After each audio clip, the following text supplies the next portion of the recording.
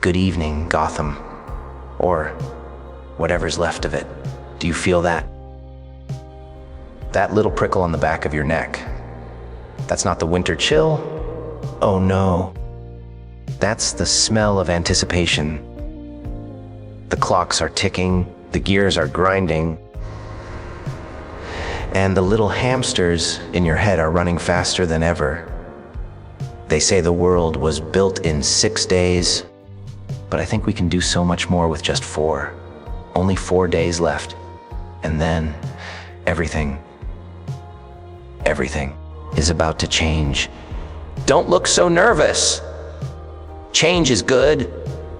It's like a fresh coat of paint on a burning building. Let's talk about those plans of yours, shall we? I see you all scurrying about like ants in a glass farm, clutching your leather-bound planners and your digital calendars as if they were holy relics. You've spent your whole lives building this exquisite, fragile little web of certainty. You've got your 4-in-1 Kais tucked away in a digital vault, your Tuesday night yoga classes to keep the stress at bay, and your color-coded schedules that tell you exactly when it's time to breathe and when it's time to bleed. You truly, deeply believe that if you just follow the steps, step A, step B, step C, the universe owes you a peaceful finale. It's adorable, really. It's like watching a child try to stop a tidal wave with a plastic bucket. But here's the joke you haven't caught on to yet. That safety net you're resting so comfortably in, it isn't made of steel cables. It's made of gossamer and wishful thinking. And in exactly 4 days, I'm gonna drop a lit match right into the center of it. You see, your routine is nothing more than a blindfold. It's a way to keep you from looking down and realizing there is absolutely nothing beneath your feet but a 3-mile drop into the dark. You think you're safe because the person next to you is also wearing a suit, and the person in front of you is waiting patiently for the light to turn green. You call it civilization. I call it a collective delusion. You only believe in the rules because you think the floor is solid. You think the bank will always open, the electricity will always hum, and the grocery store shelves will always be lined with your favorite organic snacks. You've mistaken convenience for a law of nature. But when that floor turns into quicksand, and it's already starting to at the edges, you'll see how fast those civilized rules disappear. When the system stops providing the nice, people start eating each other. Imagine it. 4 days from now, people, when the clock strikes the hour and the gears of the world finally grind to a screeching, rusted halt, that 41K, it's just numbers on a screen that won't turn on. That yoga class, you won't be worried about your downward dog when you're worried about where your next meal is coming from. The safety net isn't just getting cut, it's being incinerated, people. And the beauty of the fire is that it provides so much light. For the first time in your lives, you'll see the world for what it actually is, a chaotic, beautiful, unscripted mess. You won't have a schedule to tell you how to feel or a boss to tell you when to sit. You'll be standing on the edge of the abyss, totally and utterly, free from the burden of your expectations. It's gonna be liberating, truly. These civilized people, because once you realize that the safety net was just a cage with comfortable padding, people, you'll finally understand that the only way to survive is to stop trying to catch yourself and just learn to enjoy the fall. The panic you feel right now, that's just the old world trying to hold on. Let it go. The fire is warm. Well, the floor is gone, and the real fun is just beginning. In this old world, this shining society you've built, you've spent centuries obsessed with the ladder. Who's on the top rung? Who's under the heel? You've got your titans of industry, your silver-tongued politicians, and your celebrities who think their glitter makes them immortal. People, you've created a world where a piece of plastic in your wallet determines if you're a king or a cockroach. You think that because you have a penthouse view and a mahogany desk, you're somehow made of different clay than the man sleeping on the subway grate. You've convinced yourselves that importance is a real, tangible thing like oxygen or lead. These civilized people. But I'm here to tell you a secret that the people in the tall buildings are terrified for you to hear. Importance is a costume. And in 4 days, the wardrobe department is going on a permanent strike. Think about it. When the change hits, when everything finally breaks, these civilized people, do you really think the universe is going to check your credit score? Do you think the chaos is going to stop and ask for your credentials? No, that's the punchline. Gravity works the same for a billionaire as it does for a bus driver. A bullet doesn't care if it's piercing a tailored silk suit or a hand-me-down flannel. Come Monday, the great equalizer arrives to settle the tab. All that clout you've been chasing, all those followers, all that prestige, it evaporates the second the grocery store doors stay locked and the sirens start singing their beautiful, frantic song.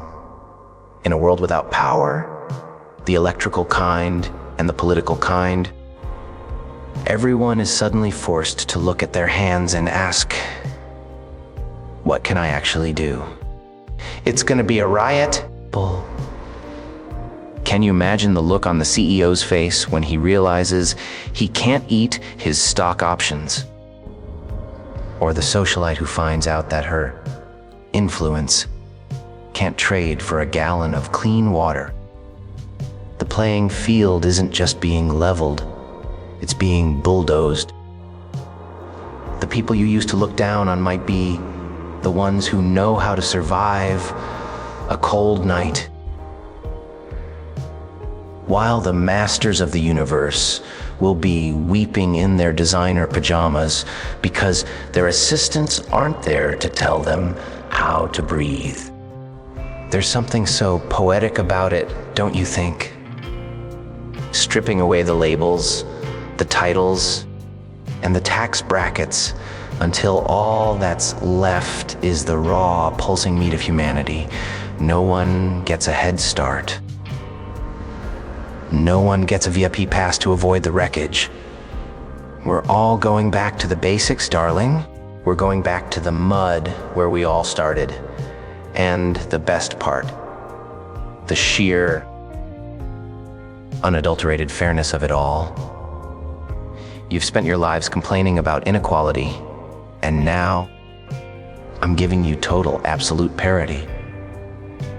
Everyone gets a front row seat to the collapse, and no one can pay for an upgrade. It's the ultimate democratic moment. In 4 days, you'll realize that when the world is stripped to its bones, we're all just terrified animals trying to find a spark in the dark.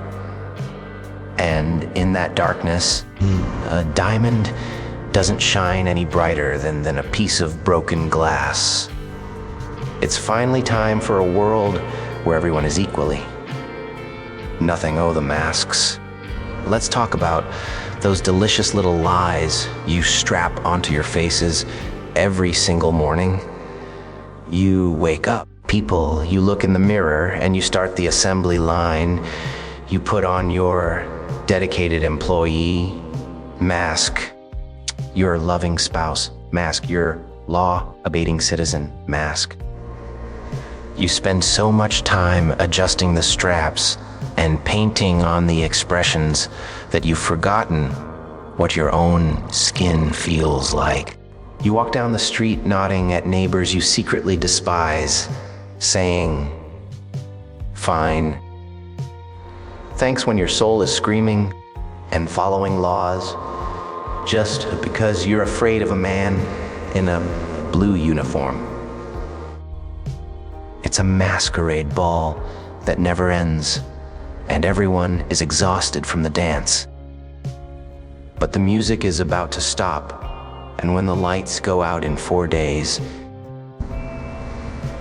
those masks aren't just going to slip, they're going to melt. You see, society is a very polite agreement to pretend we aren't all one bad day away from total depravity. You think you're a good person because you pay your taxes and return your library books on time. But goodness is a luxury, isn't it? It's easy to be a saint when the belly is full and the heater is humming. But when the everything changes, when the structure collapses and the consequences go on vacation, we'll see what's really simmering in that pot of yours.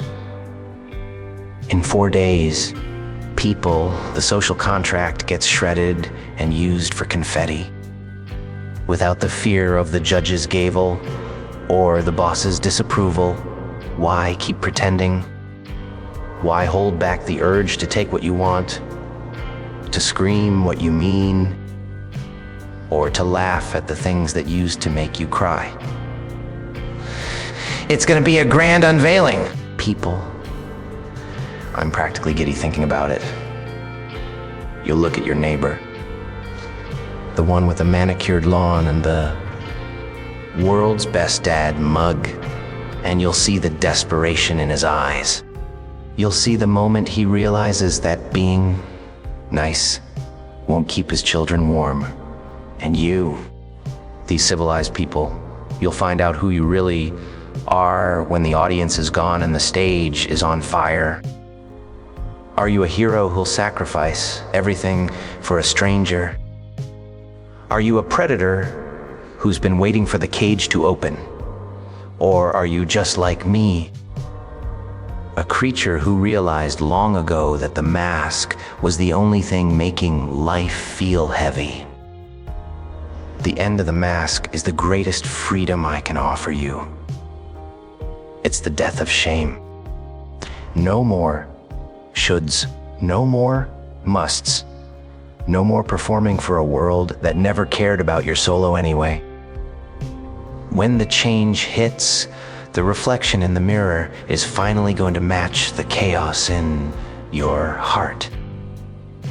You'll find that without the mask, you can breathe much deeper. You might find you actually like the smell of the smoke. I can't wait to meet the real you. The one that's been scratching at the inside of your skull, begging for a way out. 4 days, my friend. 4 days until the theater closes and the real show begins. Why are you crying?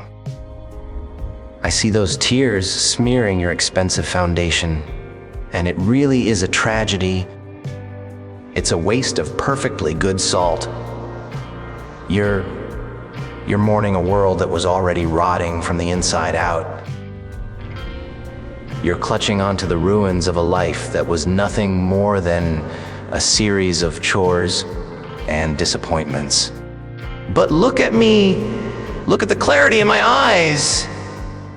This isn't a funeral, it's a renovation.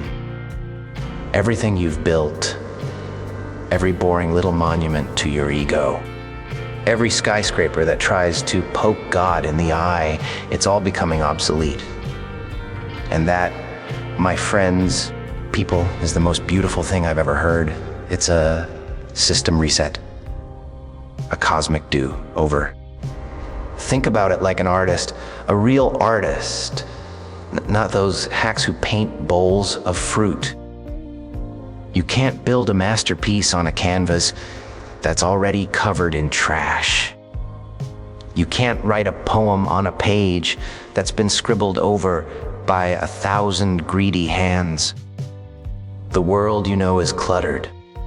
It's full of tradition and the way things have always been. It's a stifling. These civilized people, crowded room where you can't even stretch your arms without hitting a relic of the past. But in 4 days, we're clearing the clutter. We're throwing the furniture out the window and tearing down the wallpaper. When everything changes, the slate is wiped clean. The old gods die, the old maps burn, and the ink finally dries on the last chapter of a very, very dull book. Does that scare you? The nothingness, the vast, empty space where your purpose used to be. It shouldn't. And it should make you feel like a child on the first day of summer. In 4 days, you won't be defined by your debt, your degree, or your family name. Those are just stains on the canvas, and I'm bringing the bleach. When the slate is blank, you can draw whatever you want. You want to be a king. Find a crown in the rubble. You want to be a ghost. Fade into the shadows. You can't be a failure if the system that defines success doesn't exist anymore. We are giving the world its innocence back. We're stripping away the layers of civilization until we find the raw, unpainted truth underneath. I'm thinking of painting something new, something bold. Maybe a nice, vibrant purple with a splash of chaotic green. Something that screams, this is the ultimate gift. A world without a history. A world where you don't have to be who you were yesterday, because yesterday doesn't matter anymore. The blank slate is the only place where true magic can happen. So, stop trying to glue the broken pieces of your old life back together. Let them shatter. Let the wind blow the dust away. In 4 days, we start with a clean page. And I've got plenty of red ink to share. And here we are at the end of the line. The final act. The grand crescendo. You have exactly 96 hours left on that little wristwatch of yours. 96 hours to decide how you're going to spend the last few breaths of the world you used to know. You see, when the curtain finally comes down in 4 days, you really only have 2 options. It's the ultimate binary choice, the fork in the road. You can choose fear, or you can choose fireworks. Now, most of you, the sane ones, the ones with the mortgages and the sensible shoes, will choose fear. And you'll spend these next 4 days huddled in your basements, clutching your pearls and your canned peaches, whispering prayers to a God who's probably already in the lobby, getting his popcorn ready for the show. You'll stare at the news, watching the numbers drop and the fires rise, and you'll tremble. You'll let the panic turn your blood to ice, and when the change finally arrives, you'll be so paralyzed by the what-ifs that you'll miss the sheer, breathtaking majesty of the collapse. What a waste. To be present for the greatest show in human history and spend the whole time looking for an exit sign that isn't there. But then there's the other choice. The fireworks. You could realize that once the ship is sinking, there's no point in trying to bail out the ocean. You could pull up a lawn chair, grab a front row seat on the pier, and watch the waves take it all down. You could accept that the tragedy isn't the end, it's the punchline. Why scream when you can laugh? Why mourn a world that never really loved you back? When everything changes, it's going to be loud, it's going to be bright, and it's going to be absolutely spectacular. If the world is going to burn, why not appreciate the way the flames dance? Why not marvel at the colors of the chaos? It's all a matter of perspective, darling. One man's apocalypse is another man's amusement park. In 4 days, the rules of appropriate behavior expire. The consequences go up in smoke. So, will you be one of the ones whimpering in the dark, begging for a yesterday that's never coming back? Or will you be like me, standing on the roof, arms wide open, cheering for every falling brick? The choice is yours, Gotham. You can die 1,000 deaths through fear before the clock even strikes 12. Or you can live one glorious, chaotic moment of total realization.